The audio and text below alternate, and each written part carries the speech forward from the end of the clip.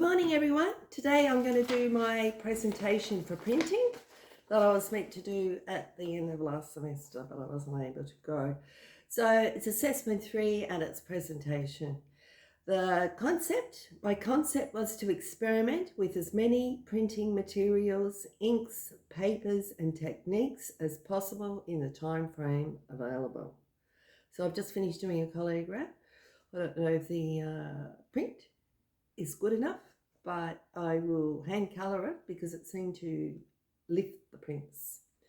My aim was to achieve 4 satisfactory prints in one medium that I could experiment with using hand colouring with watercolour pencils. I also wish to explore different subjects, to explore different themes and images. So I've done some of gunflowers because I think they're amazing. Old houses by Old Housey Toowoomba, butterflies, insects, landscapes, to see, just experiment with line and image and you know what looks the best basically. Development of work and how my chosen techniques have developed. My work has developed in etching by experimenting with several types of mark making and depth and complexity of the marks. If you look at the butterfly print, this is one of the earliest etchings. I think it's in Taligo, and experimenting with the lines. And you can see I've gone back here and made the lines deeper, but it's too scratchy and it's too deep and you don't get a good print from it. And also in the use of different inks. Oil-based etching ink, water-based etching ink, plus the different inks that you use for lino cuts.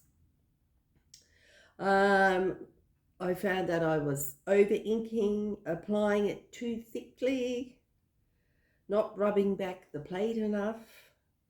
There seems to be a big difference between the oil-based ink, trying to get it to, adhere to the plate evenly. It's much harder to rub it back and you won't get such a good, not necessarily, the impression, and also the overall ink on the back of the print is not as good a quality. It's more splotchy. As you can see, this one is of the gunflowers and this is done with an oil-based ink. And it's very uneven, the application of the ink. I wasn't able to rub it back properly and it takes away from the actual impression that you get. There was also problems with over mark making, sloppy mark making. It makes it look too scratchy, like something like that.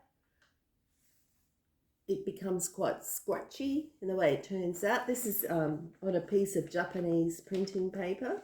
So you can see that you get a much finer print. It doesn't seem to absorb as much of the ink. This is actually an oil-based ink in this one.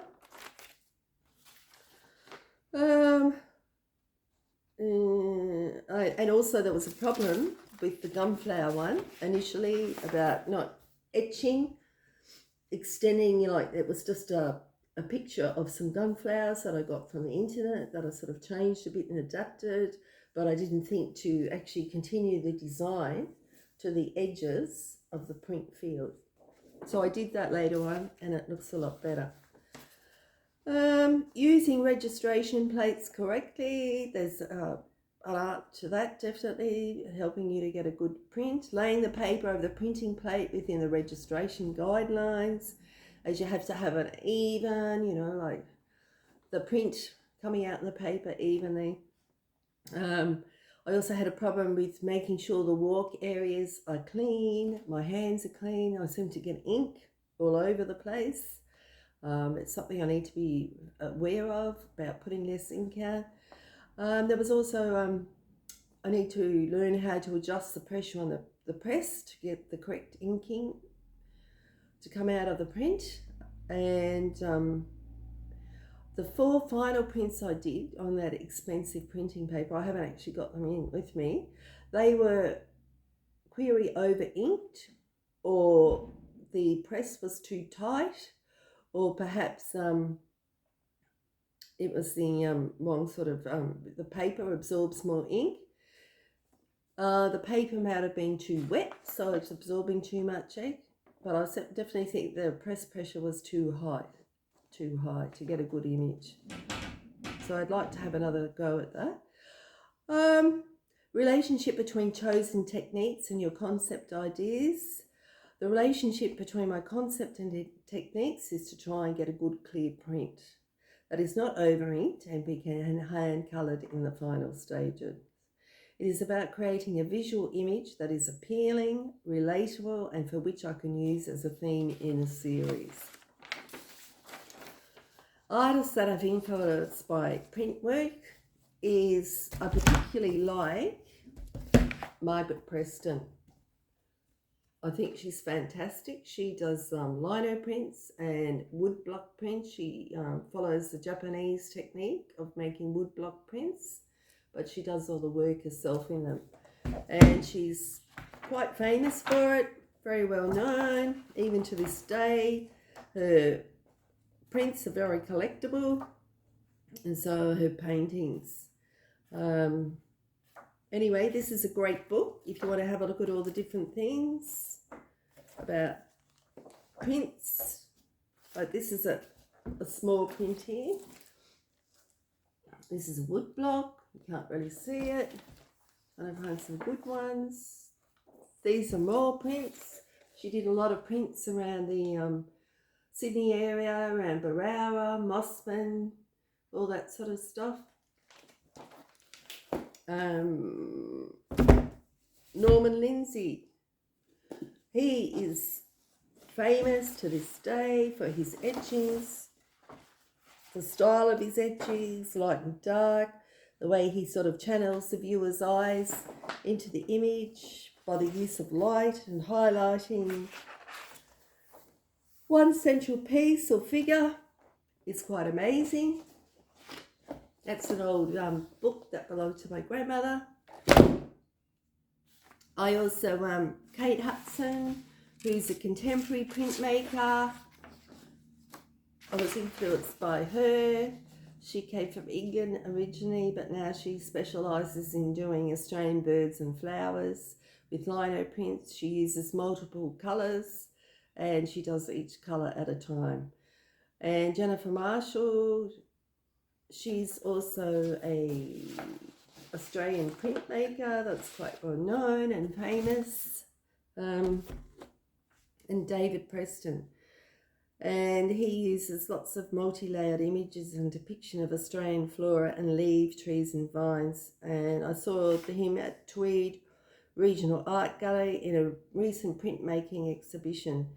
And it was hand-coloured lino cuts of local scenes around the Northern Rivers area.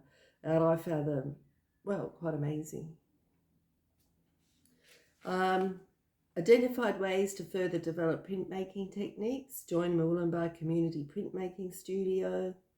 Undertake courses in printmaking if you can find them. Further develop themes identified in dry point etchings, houses of Toowoomba, Australian flora, bugs, Australian landscapes. So I'll just show you some of the final prints that I came up with. So this one is of my house in Toowoomba. It was a picture that I took when it had been sold. This is the drawing that I did of it for the picture. And then I made it into, I etched a plate, if I can find the plate. And I did this one. I made it into, and then I etching of the house, and then I hand coloured it, which I quite like. Another one that I did was Australian pink gumflowers.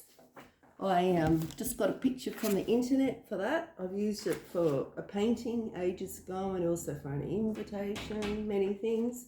I etched it onto a clear piece of, I don't know whether it's Perspex or plastic. I had to extend the design to right out to the edges.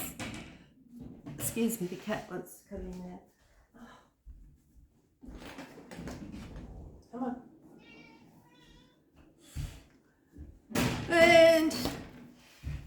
me many goes to get a good print of that, and then I finally got this one, which I quite like, and then I hand coloured it with watercolour pencils, which I think made the print sort of, you know, pop off the page a bit more.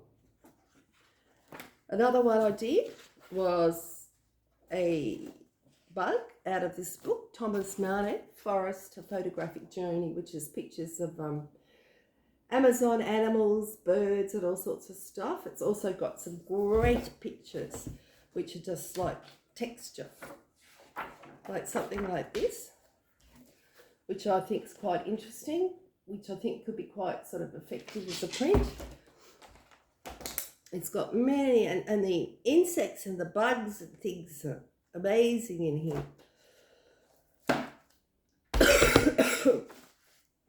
But anyway, so I did an etching of a bug from a photocopy for the book, which is just in black and white, just like that. I think I over etched the wing area of the insect. It should have been better if it was more simplified.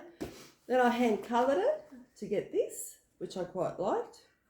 And once again, I think it sort of makes the print pop off the page. And then I'm particularly interested in doing landscapes in printing. So what I did was I took this picture, and it's from the Toowoomba Range. I can't remember exactly when I took it, but it's got a rainbow there looking down from Tabletop Mountain, the lookout. And then I just etched that onto Perspex or plastic. And then I had many goes of printing it. I tried printing it with a brown water-based etching ink. I tried printing it with a black water-based etching ink, which is just too dark. And then I got this one, which is a bit lighter, and then I hand coloured it. And you can see the rainbow and stuff like that, and you can see how it makes it come out more when it's actually hand coloured. So I'm just going to hold up some of these finished ones. So although they're not of all the same theme or subject, they are experimental. So looking for a theme. This is perhaps my favourite. And the last, this one. I particularly like this. And I like the fact that it's turned out so small. So I think they were my best prints.